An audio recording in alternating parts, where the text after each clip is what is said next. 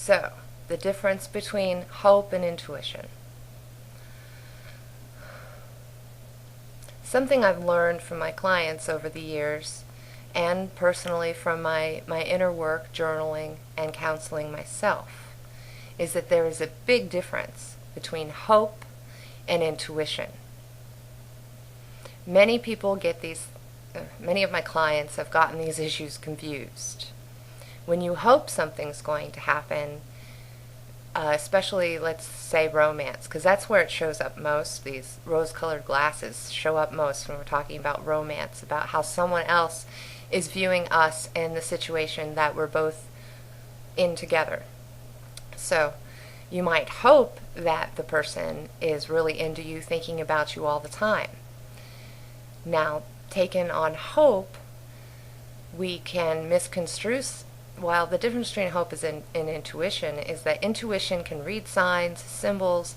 It's not looking for them. It's just, oh my gosh, I've seen a butterfly like 10 times in the past 3 days and I don't understand. Well, there you go. That's a symbol, and you should look it up on the internet. Go just like you would to a dream dictionary and look that up on the internet, because it's a symbol and it's been given to you.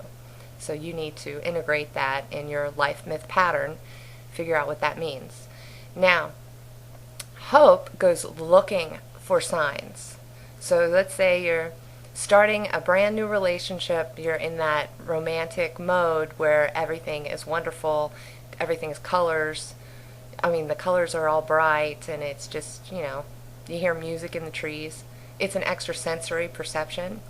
And you imagine that you can talk to the other person in your head. You imagine that you have a psychic link with this person. And if your intuition is on, you do.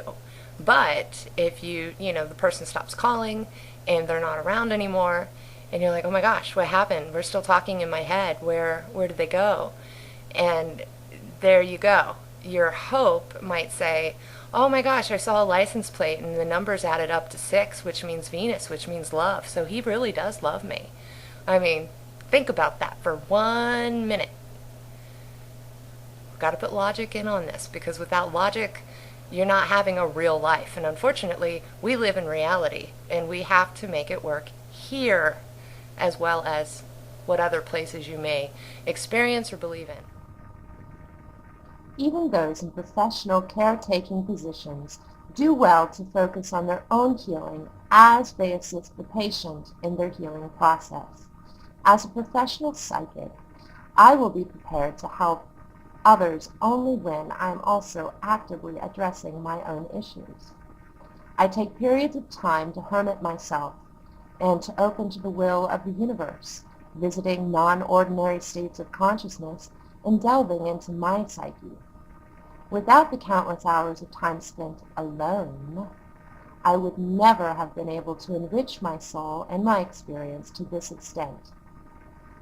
Tips on time. Time is a fantasy that we agree upon. You can create time if you care about getting back in touch with yourself. It's that simple. You know it is.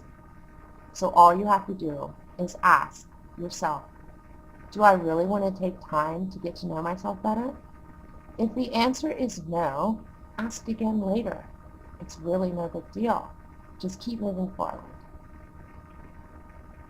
Reiki, quantum touch, prayer, meditations, mantras, reading sacred texts, myths or heroes' journeys, sacred art, crystals, flower essences, aromatherapies, long walks, nature retreats, feeding animals, creative expression, journaling, allowing, and discernment. These are all wonderful tools that we have at our use any moment of any day.